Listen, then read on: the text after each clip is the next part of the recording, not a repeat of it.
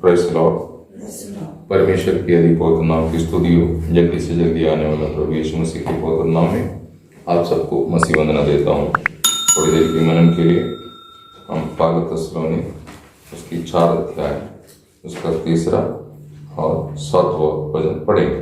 क्योंकि परमेश्वर की इच्छा यह है कि तुम पवित्र बनो, अर्थात व्यभिचार से बचे रहो। हमें क्योंकि परमेश्वर ने हमें अशुद्ध होने के लिए नहीं परंतु पवित्र होने के लिए बुलाया है। आमीन। ये वचन का अर्थ अनेक लोग न समझने के कारण एक ईसाई पवित्र और समर्पित जीवन मसीह जीवन में प्रवेश होने के बाद, मंडली जीवन में प्रवेश होने के बाद नहीं बिता रहा है। देखो, हमें पवित्र परमेश्वर ने बुलाया है और वो पवित्र है और उसके पास हमें पहुंचने के लिए पवित्रता में सिद्ध होना बहुत जरूरी है। इब्री की पुस्तक, इब्री रहने वालों की जो पत्रिका लिखा हुआ है उसमें देखते समय पर उसका 12 का 14 का आखिरी में ऐसा बोलता है, पवित्रता के बिना कोई भी परमेश्वर को देख नहीं सकता। पवित्रता के बिना कोई भी परमेश्वर को देख नहीं सकता। मंडली जीवन में आया हुआ हर व्यक्ति शुद्धिकरण प्राप्त किया लोगे, शुद्धिकरण प्राप्त किया लोगे, परंतु उसका अवस्था अपन समझना बहुत जरूरी है। आप वचन सुन के, आप अनुदप्त हृदय के साथ मन फिर के आप शुद्धिकरण प्राप्त किया, क्योंकि यीशु मसीह की क्रूसीकरण, उसकी पवित्र लहू उद्धार पाने वालों को शुद्ध करता है। दूसरा, आत्मा के द्वारा आपका नया जन्म जो हुआ है तो आपकी बंधन खुल गया। मसीह ने तुम्हें स्वतंत्र की, इसलिए उस स्वतंत्रता में बना रहो बोलता। पवित्र आत्मा जब एक व्यक्ति की जीवन में आ जाता है और पवित्र आत्मा के जरिए नए जन्म के अनुभव मिलते हैं, उनकी बंधनों को पवित्र आत्मा और वचन खोल देता है। उसके जरिए भी आप शुद्धिकरण प्राप्त करता है। फिर प्रभु के साथ हो लेने के लिए जो बैप्टिज्म ली है वो विश्वास के द्वारा, उसकी विश्वास उसको इस प्रकार की प्रकाश मिलता है, उसकी पुराना मनुष्यत्व को उसने उतार दिया और नया मनुष्यत्व को उसने पहन लिया, जिसके द्वारा शुद्धिकरण हो गया। ये बात आपको समझना चाहिए। तो शुद्धिकरण आपको मिला है, लेकिन आप पवित्रता में सिद्ध नहीं। आपको शुद्धिकरण मिला है परंतु आपको पवित्रता में सिद्ध नहीं। यीशु मसीह भी शिष्यों को समझाते समय पर उनको ऐसा कहता है, यूहन्ना उसकी 13 अध्याय उसका 10-11 वचन, यूहन्ना 13 का 10-11 वचन में कहता है, जिन्होंने स्नान किया उनका पाँव धोना ही काफी है। मतलब पाँव धोने का अर्थ एक तो नम्रता है, दूसरा अपन वो पाँव धोने की सेवकाई के जरिए हमारा चाल चलन में हम कैसा है ये बात भी हम परखने के लिए एक अवसर है। तो ये बात आपको जानना बहुत जरूरी है। पवित्र शास्त्र में बहुत से ऐसा वचन है जो उद्धार पाए वो लोग, मतलब प्रभु यीशु मसीह पर विश्वास करके नया जन्म प्राप्त किया वो लोग, पवित्र लोग कहता, परंतु वो पवित्रता में सिद्ध नहीं हुआ है, उसको सिद्ध होना है। आपको ये बात समझने के लिए याकूब की पत्रिका उसके 1 अध्याय 2 से 4 पढ़ते समय पर अनेक परीक्षा आपके जीवन में आएगा। वहां पर याकूब कहता है वो परीक्षा आपको सिद्ध करने के लिए, परीक्षा आपको सिद्ध करने के लिए मदद करता, ऐसा बोलता है। और हम देखते समय पर यीशु मसीह ने स्वयं मत्ती उसकी 5:48 में कहता है, जैसा तुम्हारा स्वर्गीय पिता सिद्ध है वैसा तुम सिद्ध बनो, सिद्ध बनो। इसका मतलब सिद्ध नहीं, इसलिए सिद्ध बनना है। तो कोई भी ऐसा मन में ये गलत फहमी में नहीं आना, मैंने प्रभु यीशु मसीह को स्वीकारा तो मैं पूर्ण हो गया। नहीं, पूर्ण होने के लिए, सिद्ध होने के लिए आपको बुला करके अलग किया है।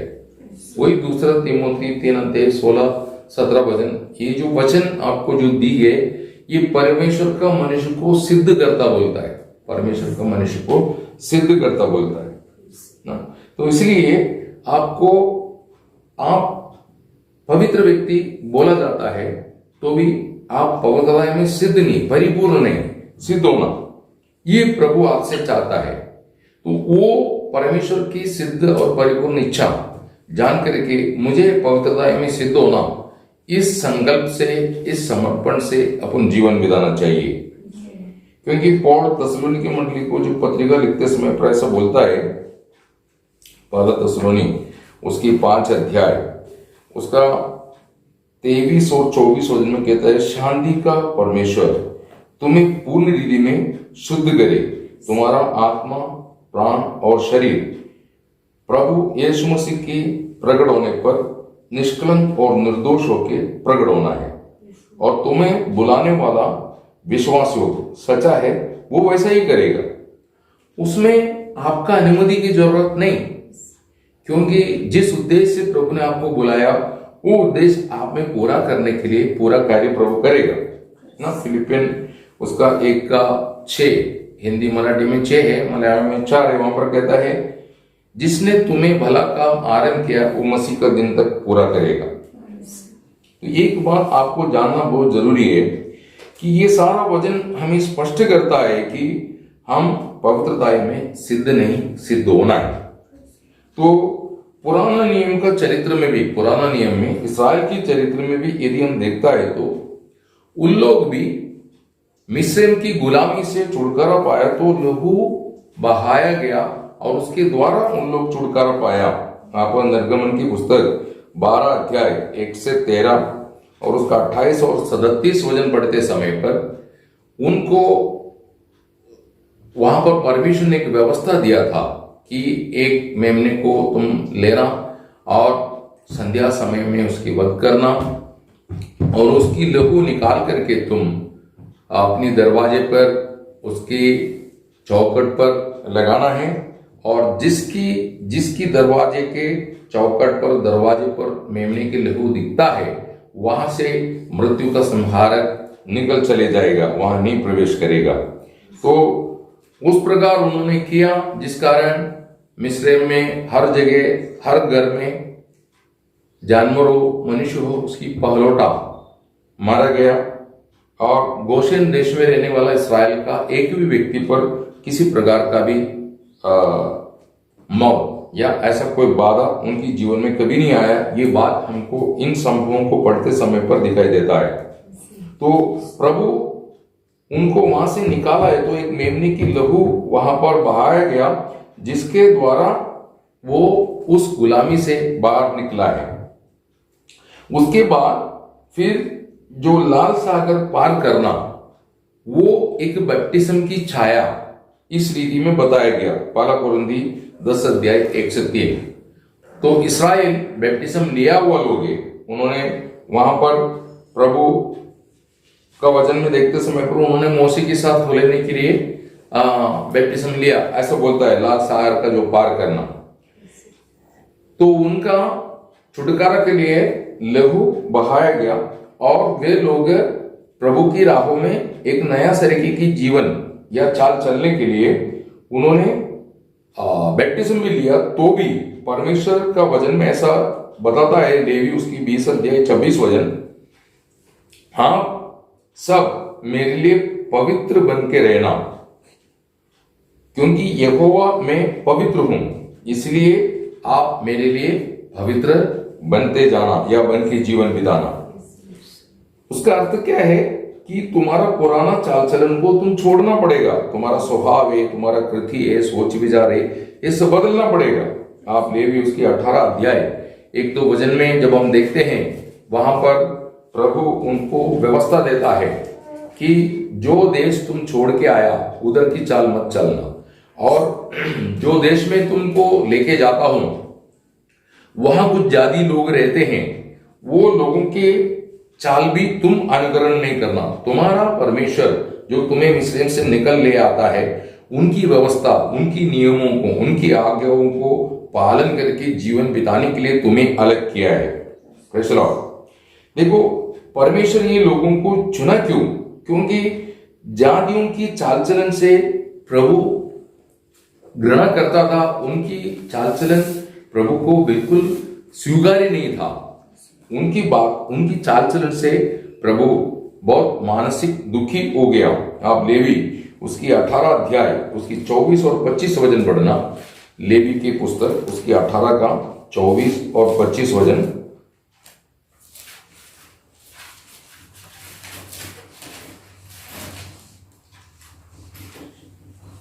ऐसा ऐसा कोई भी काम करके अशुद्ध न हो जाना, क्योंकि जिन जातियों को मैं तुम्हारे आगे से निकालने पर हूँ, वो ऐसे ऐसे काम करके अशुद्ध हो गई हैं, और उनका देश भी अशुद्ध हो गया है। इस कारण मैं उस पर उसके अधर्म का दंड देता हूँ, और वह देश अपने निवासियों को उगल देता हूँ। हाँ, उल्टी कर देगा बोलता है। वो देश में उनको रहने के लिए, रखने के लिए लायक नहीं। इस प्रकार की उनकी स्वभाव है, इस प्रकार उनकी चाल है, इसलिए हमने उनको वहां से निकाल रहा हूं। इसलिए प्रभु ने निर्णय लिया, मैं एक नया जाति, एक नया व्यक्तित्व को निर्माण करूंगा। एक झुंड को परमेश्वर के लिए परमेश्वर ने निर्णय लिया, मेरे लिए मैं अलग करूंगा, और जातियों की सारा संप्रदाय उनमें से धोखे मैं शुद्ध करूंगा। ऐसा एक पवित्र जनता, पवित्र प्रजा को निर्माण करूंगा।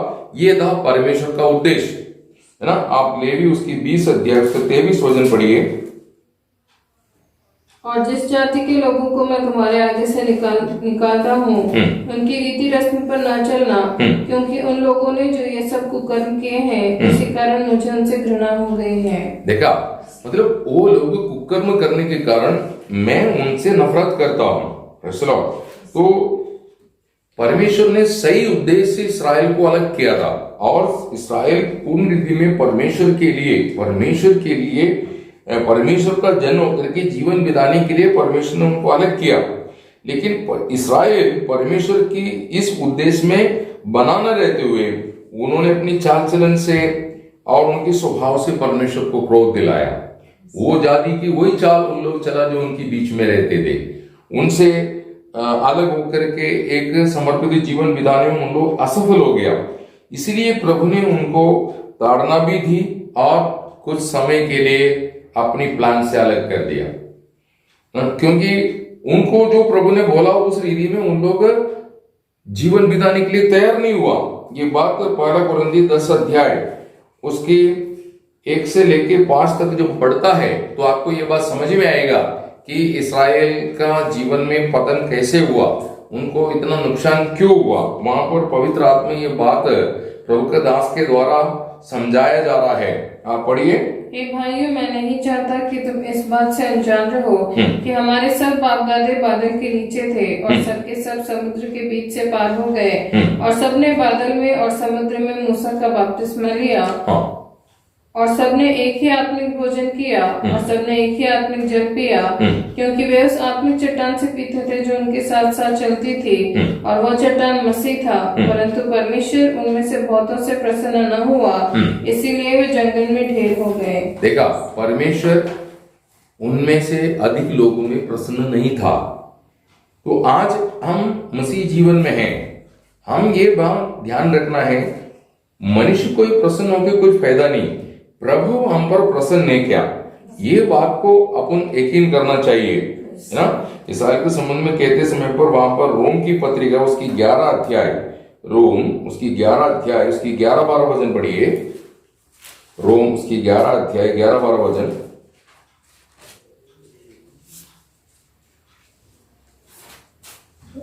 अतः मैं कहता हूँ कि उन्होंने इसलिए ठोकर खाए कि गिर पड़े, कदापि नहीं, परंतु उनके गिरने के कारण अन्य जातियों को उद्धार मिला कि उन्हें जलन हो। इसीलिए यदि उनका गिरना जगत के लिए धन और उसकी घटी अन्य जातियों के लिए संपत्ति का कारण हुआ, तो उनकी भरपूरी से क्या कुछ न होगा। आमीन। मतलब उनका गिरना वो गिरा, मतलब वो अन्य जातियों को एक अवसर का कारण बन गया ना। उसका 25 वचन पढ़िए। हे भाइयों, कहीं ऐसा न हो कि तुम अपने आप को बुद्धिमान समझ लो। इसीलिए मैं नहीं चाहता कि तुम इस भेद से अनजान रहो कि जब तक अन्य जातियां पूरी रीति से प्रवेश न कर ले, तब तक इसराइल का एक भाग ऐसा ही कठोर रहेगा। आमीन। अभी इसराइल पर नहीं प्रभु का जोर अभी मंडली में है। उसका कारण क्या है? इसराइल परमेश्वर की योजना के मुताबिक, परमेश्वर की व्यवस्था में, उसकी आज्ञाओं में चलने के लिए तैयार नहीं था। इसलिए इसराइल पर ये विपत्ति आ गया। इसके बारे में पत्रोस अपनी पत्रिका में बताते समय मंडली को ऐसा समझाता है। पहला पत्रोस पहला अध्याय 14 से 17 तक बढ़ते समय पर प्रोत्साहन करता है कि तुम कैसे जीवन बिताना चाहिए, है ना? आप पढ़िए। आज्ञाकारी बालकों के समान अपनी अज्ञानता के समय की पुरानी अभिलाषाओं के सदृश न बनो, पर जैसा तुम्हारा बुलाने वाला पवित्र है, वैसे ही तुम भी अपने सारे चाल चलन में पवित्र बनो, क्योंकि लिखा है, पवित्र बनो क्योंकि मैं पवित्र हूँ। और जबकि तुम हे पिता कहकर उससे प्रार्थना करते हो, जो बिना पक्षपात हर एक के काम के अनुसार न्याय करता है, तो अपने परदेशी होने का समय भय से बिताओ। आमीन। इसका मतलब तुम चाल चलन में नया होता जाना, वो पुराना चाल मत चलो। यही बात इसराइल को भी बताया था, है ना? आपको मालूम है, लेवी 18 अध्याय 1-2 वचन में भी आप पढ़ते समय पर सेम टॉपिक में प्रभु इसराइल से बात किया था। आप पढ़िए लेवी उसकी 18 अध्याय 1-2 वचन। फिर यहोवा ने मूसा से कहा, इस्राएलियों से कर कि मैं तुम्हारा परमेश्वर यहोवा हूँ। तुम मिस्र देश के कामों के अनुसार जिसमें तुम रहते थे न करना, और कनान देश के कामों के अनुसार भी जहाँ मैं तुम्हें ले जाता हूँ न करना, और न उन देशों की विधियों पर चलना। मेरे ही नियमों को मानना और मेरी ही विधियों को मानते हुए उन पर चलना। मैं तुम्हारा परमेश्वर यहोवा हूँ। मतलब वहां पर बोलता है, तुम किसी मनुष्य की अनुकरण नहीं करने का है, मैंने तुमको कैसे बोला वैसे चलने का। वही यहाँ पर पवित्र आत्मा प्रभु के दास पत्रोस के द्वारा मंडली को समझा रहा है। यहाँ पर हम क्या देखता है? परमेश्वर अपने लिए चुने हुए लोगों को बुला के अलग किया हुए लोगों को प्रभु सही शुद्धिकरण के द्वारा उन्हें सिद्ध करेगा। उसके लिए प्रभु और जनता को धोएगा, वाश करेगा। पुराना नियम में इसराइल को कैसा प्रभु ने इस पवित्रता में सिद्ध करने के लिए कैसा कार्य किया? आप अनुवाद की पुस्तक डिटोनॉमी व्यवस्था विवरण उसका 8-2 पढ़ते समय पर वहां पर समझ में आएगा कि इसराइल की जीवन में कठिनाई क्यों आया। वो बात वहां पर समझाता है मूसा।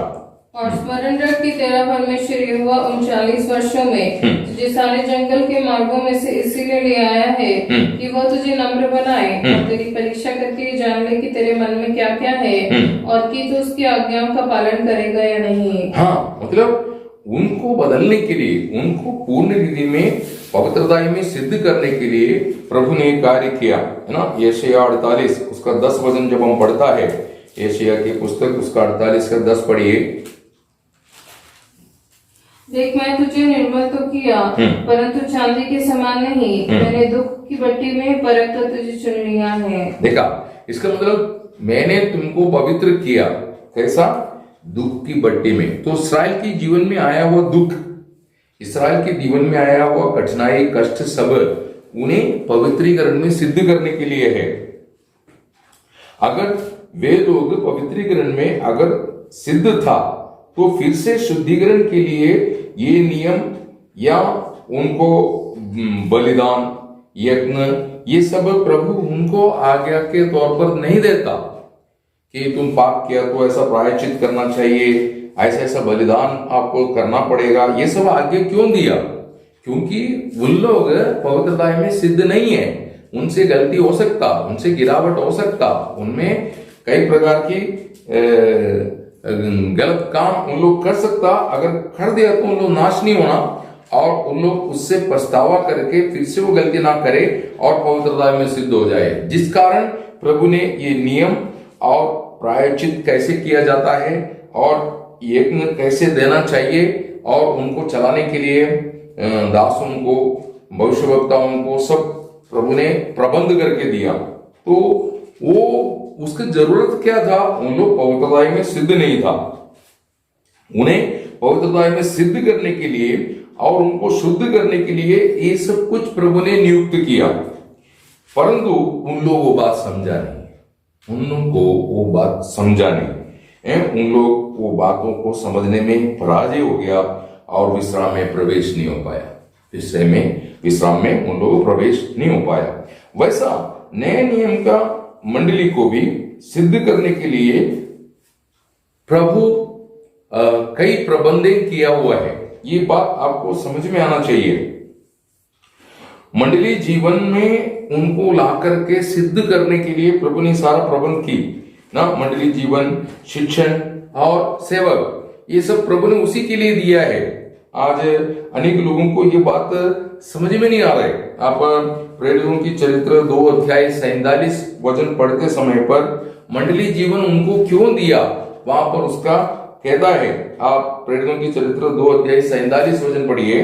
और परमेश्वर की स्तुति करते थे और सब लोग उनसे प्रसन्न थे और जो उद्धार पाते थे तो प्रभु प्रतिदिन उनमें मिला देता था। हाँ, मतलब उद्धार पाए हुए लोगों को प्रतिदिन उनमें मिला करके प्रभु उन्हें अपनी कार्य के लिए ना। आप उसका 42 वचन पढ़िए, 42। और वे प्रेरितों से शिक्षा पाने और संगति रखने और रोटी तोड़ने और प्रार्थना करने में लौलीन रहे। आमीन, प्रेज़ द लॉर्ड। इसका मतलब ये सब क्यों नियुक्त किया, उन्हें पवित्रता में सिद्ध करने के लिए, है ना। 2 तीमुथी 3 अध्याय 16-17 वचन पढ़ते समय पर वहां पर समझ में आता है वचन की शिक्षण क्यों दिया, है ना।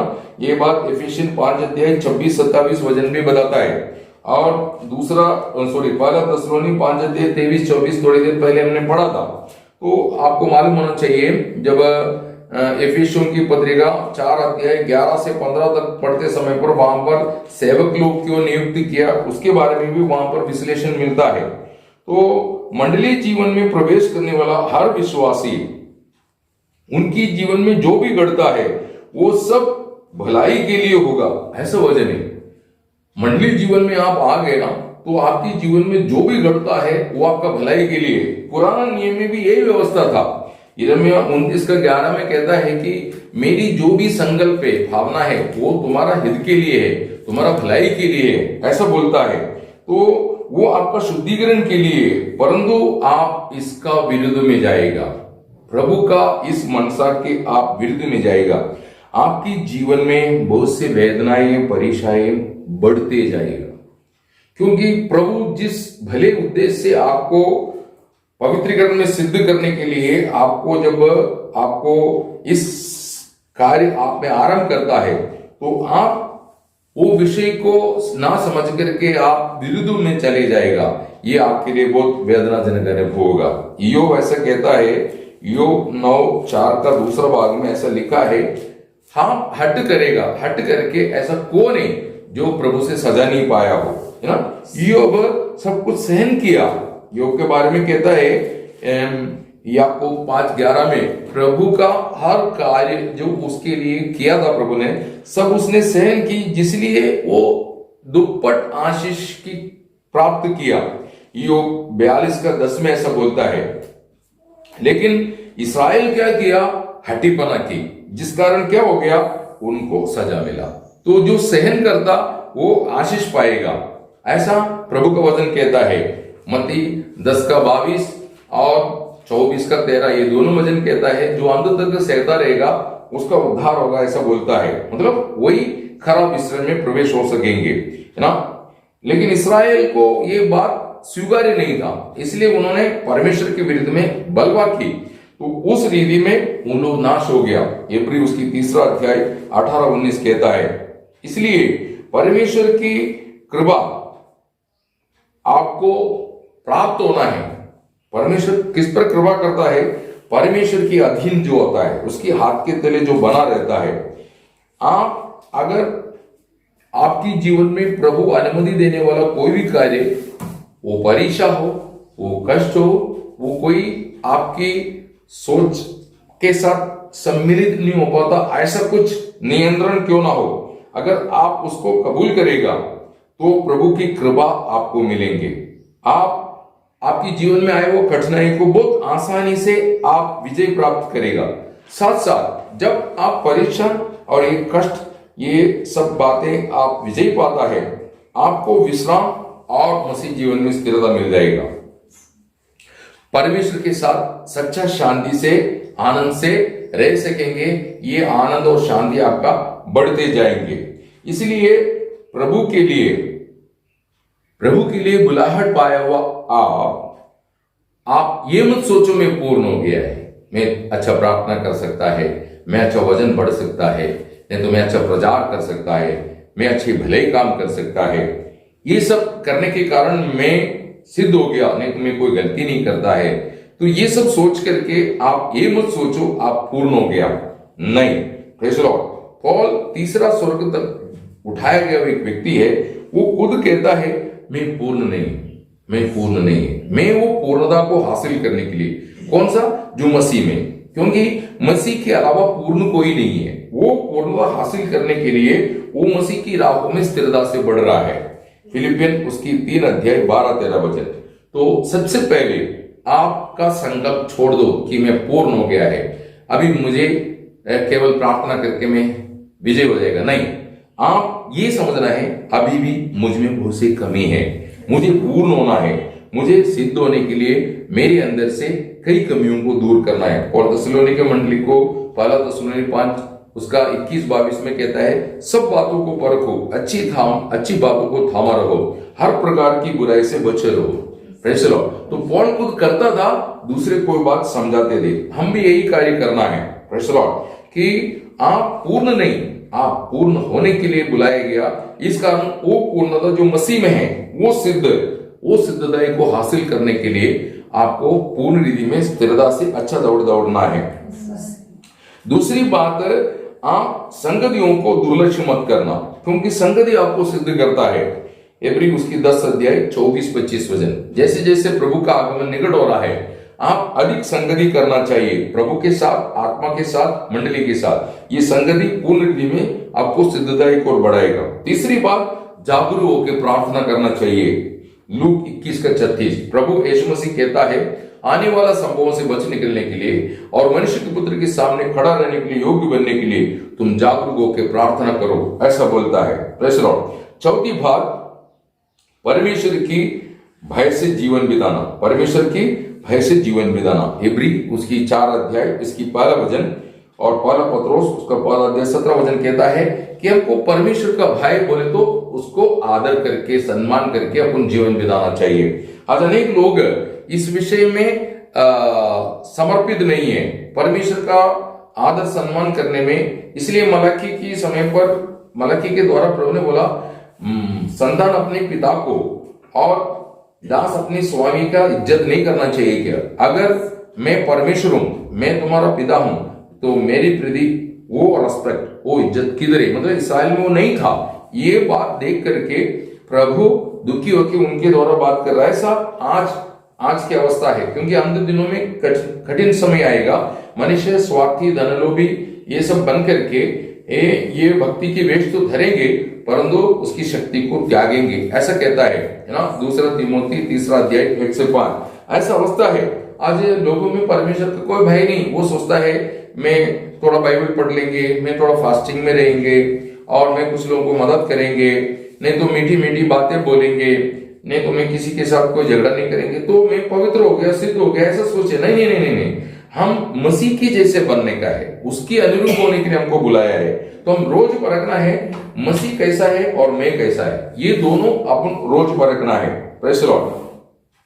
5वीं बात, आप प्रभु का दासों को अधीन रहना है, क्योंकि प्रभु का दास के बिना प्रभु अपना कार्य नहीं करता है। प्रभु पक्का अपना दासों को नियुक्त करता है और आपको शिक्षण पद्धति तैयार करता है। मैंने पहले भी बोला, इफिसियन 4 अध्याय उसकी 11 से लेके 15 तक आप पढ़ेंगे, आपको ये बात समझ में आएगा। आप थोड़ा पढ़ेंगे इफिसियन उसकी 4 अध्याय 11 से 15, ये सेवक लोगों को क्यों नियुक्त किया वहां पर क्लियर बताता है।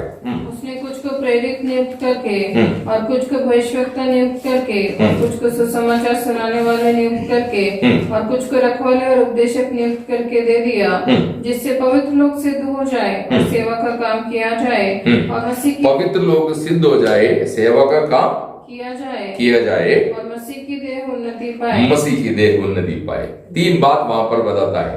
पहली बात क्या बोला? मतलब मसीह की लोग पवित्र लोग सिद्ध हो जाए, पवित्र लोग सिद्ध हो जाए, सेवा का काम हो जाए, मसीह की देह उन्नति, मसीह की देह उन्नति। इसके लिए सेवक को नियुक्त किया है। और कोई ऐसा बोलता है कि जरूरत नहीं तो गलत है ना। आप एब्री उसकी 13 अध्याय उसका 17 वचन भी पढ़िए। अपने अगुओं की आज्ञा मानो और उनके अधीन रहो, क्योंकि वह उनके समान तुम्हारे प्राणों के लिए जागते रहते हैं, जिन्हें लेखा देना पड़ेगा। आमीन, प्रेज़ द लॉर्ड। तो आप ये बात जानना है, प्रभु का दासों को आप दुख दे करके आपकी भला होगा ऐसा मत सोचना, क्योंकि किसी का भी भला होने वाला नहीं है, क्योंकि वो उस सेवा करने के लिए कठिनाई होगा। पौल कहता है गलातियन 4:19 में, तुम्हें मसीह की रूह उत्पन्न होने तक मुझे प्रसूति जैसा वेदना सहन करना पड़ रहा है। तो इतना कठिनाइयों में कष्टों में होके चलने वाला प्रभु का सेवकों को यदि हम उनको दुख दे करके शांति से आनंद से रह पाएंगे सोच रहा है तो नहीं हो पाएगा। कहीं ना कहीं आपको प्रभु पलटा लेगा, वो बात पक्का याद रखना। Praise the Lord. तो मैंने आपको 5 बात बोला। एक, मैं पूर्ण नहीं हुआ है, मुझे पूर्ण होना, इस दर्शन से प्रतिदिन चलना चाहिए। दूसरा, आपको जो संगति प्रभु तैयार करके देता उसको आप दुर्लक्ष्य मत करना। तीसरा, आपको जागरूक होकर प्रार्थना करते रहना है। चौथा, परमेश्वर को सर्वदा मन में आदर सम्मान करते हुए आप प्रभु के सामने एक नम्र जीवन बिताना है। पांचवा, आप कभी भी प्रभु का दास के विरुद्ध में मत जाना। प्रभु का दास को प्रभु ने नियुक्त किया है। प्रभु का दास के विरुद्ध में जाने का मतलब आप प्रभु के विरुद्ध में गया। आपकी दृष्टि में प्रभु का विरुद्ध में नहीं गया ऐसा आपको लग रहा होगा, लेकिन प्रभु ऐसा नहीं गिनता है। प्रभु की सोच के अनुसार चलने के लिए आप सीखना है, नहीं तो आपको महंगा पड़ेगा। और छठवीं बात, आपको हमेशा ये बात याद रखना है, एक दिन प्रभु आपसे हिसाब लेने वाला है। Praise the Lord. मुझे एक दिन मेरा प्रभु को हिसाब देना पड़ेगा, इसलिए आप सर्वदा सही चाल चलना है। Praise the Lord. कभी भी ऐसा मनमानी की चाल चलेगी कुछ नहीं होगा, ये मत सोचना। एक दिन हिसाब होने वाला है। रोम 14:12 ये कहता है, एक दिन हम सबको परमेश्वर के सामने अपनी हिसाब देना पड़ेगा ना। दूसरा कुरिन्थी 5:10 में कहता है, हम सबका हाल एक दिन प्रभु यीशु मसीह की न्याय सिंहासन के सामने प्रकट होने वाला है। Praise the Lord. प्रकटीकरण 22 का उसकी 11-12 वचन में कहता है, तुम कैसे भी चलो लेकिन अंत में तुम्हें हिसाब देना पड़ेगा। ये बात भूलना नहीं। Praise the Lord. तो इसलिए मैं पूर्ण हो गया ये सोच में धोखा ना खाते हुए आप उस पूर्णता को हासिल करने के लिए उत्साह करो। Praise the Lord. है, क्योंकि आप पूर्ण हुआ कि नहीं हुआ ये कौन निर्णय करने वाला है? प्रभु निर्णय करने वाला है, मनुष्य नहीं। आप पूर्ण है कि नहीं ये प्रभु निर्णय करने वाला है। इसलिए दुनिया में रहते समय पर, मंडली जीवन में रहते समय पर ऐसा धोखा मत खाओ, कुछ नहीं होता। नहीं, आपको उसने बुलाया है, अलग किया है, आपको छुड़ाने के लिए उसने कीमत दिया है, तो आपको आपसे वो हिसाब भी लेगा। Praise the Lord. इसलिए पौल कहता है, पहला कुरिन्थी 4:4-5 वचन पढ़िए। पहला कुरिन्थी उसकी 4:4-5। क्योंकि मेरा मन मुझे किसी बात में दोषी नहीं ठहराता, परंतु इससे मैं निर्दोष नहीं ठहरता, क्योंकि मेरा परखने वाला प्रभु है। इसीलिए जब तक प्रभु न आए समय से पहले किसी बात का न्याय न करो। वही अंधकार की छिपी बातें ज्योति में दिखाएगा और मनों के अभिप्रायों को प्रकट करेगा। परमेश्वर की ओर से हर एक की प्रशंसा होगी। आमीन। तो वो समय अभी प्रभु यीशु मसीह की आगमन पर होने वाला है ना। आपको मालूम होना चाहिए, पौल कहता है कि विश्वास करने वाले लोगों के बीच में हम कितना पवित्र और धार्मिकता के साथ और एकदम निर्दोष होकर के चला, इस बात के लिए तुम भी और परमेश्वर भी गवाह। ये वचन लिख के रखना है तो वो कितना समर्पित जीवन बिताया होगा। ऐसा तो पवित्र आत्मा ये वचन बाइबल में जोड़ना है तो इसमें सच्चाई है, इसलिए जोड़ा है क्योंकि ये पुस्तक सत्य ग्रंथ है। तो और इतनी समर्पित जीवन बिताने के बावजूद भी वो बोलते मैं पूर्ण नहीं है, तो हम कितना कम है, हमारे में बहुत सी कमियां हैं। ये बात जांचना चाहिए, परखना चाहिए, और हम खुद को परखेगा तो हमारा सफलता होने वाला है। क्यों? इसलिए प्रभु की मनसा आपका प्रकट हो गया, वो आपको पवित्र करना चाहता है।